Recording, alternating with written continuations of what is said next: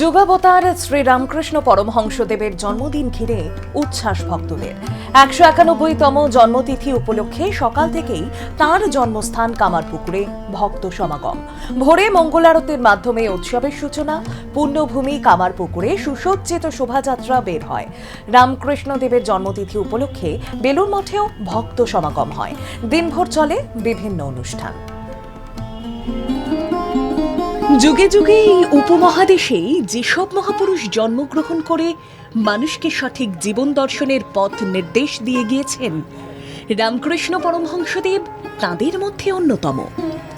সাম্প্রদায়িক ঘৃণা, বিদ্বেষ ও ক্রোধ দেশকে অন্ধকারে নিমজ্জিত করে ফেলেছিল যে সময়, সেই ঘোর সংকটকালে আলোক দিশা হিসেবে আবির্ভূত হয়েছিলেন যুগাবতার মহাপুরুষ শ্রীরামকৃষ্ণ পরমহংসদেব। শুধু ভারতবর্ষের নয়, বিশ্ব মানবতার মুক্তির লক্ষ্যে ধর্মের বিরোধ মিটিয়ে সর্বধর্ম সমন্বয়কারী এই সাধক পুরুষ শ্রীরামকৃষ্ণ পরমহংসদেব মহাযুগের লগ্নে ঘোষণা করলেন সর্বভাবের মহাসমন্বয় বাণী। সকল ধর্মই সত্য, যত মত তত পথ। জগৎকে দিলেন সেই পরম সত্যের সন্ধান, যা শাস্ত্রে ও ধর্মে নিহিত থেকেও এতদিন প্রচ্ছন্ন ছিল।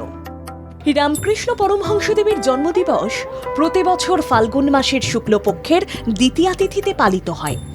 রামকৃষ্ণদেবের জন্মদিবস উপলক্ষে রামকৃষ্ণ মঠ ও মিশনের উদ্যোগে বিভিন্ন ধর্মীয় ও সাংস্কৃতিক অনুষ্ঠানের আয়োজন করা হয়। এই দিনটি ভক্তদের জন্য অত্যন্ত পবিত্র এবং তাৎপর্যপূর্ণ।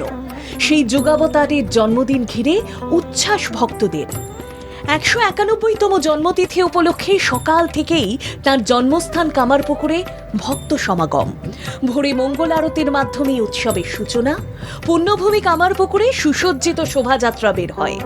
গোটা কামারপুকুর প্রদক্ষিণ করে এই সুসজ্জিত শোভাযাত্রা।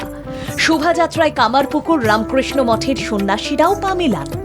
আশেপাশের বিভিন্ন স্কুলের ছাত্রছাত্রী, অভিভাবক সহ দেশ বিদেশের ভক্তরাও শোভাযাত্রায় অংশ নেন। অন্যদিকে রামকৃষ্ণদেবের জন্মতিথি উপলক্ষে বেলুড় মঠেও ভক্তদের সমাগম হয়। দিনভর চলে বিভিন্ন অনুষ্ঠান, উষা কীর্তন, বেদপাঠ, স্তবগান, ভজন, ভক্তিগীতি, গীতি আলেখ্য, তালবাদ্য, যন্ত্রসঙ্গীত, ধর্মসভার মতো বিভিন্ন অনুষ্ঠানের আয়োজন করা হয়। এই বিশেষ দিনে বেলুড় মঠে আসেন দূর দূরান্তের ভক্তরা। ঠাকুর বলতেন, ভক্তের জন্যই ভগবান, আর সেই ঠাকুরের টানে ভক্তরা ভিড় জমান বেলুড় মঠে। ব্যুরো রিপোর্ট, বাংলা জাগো।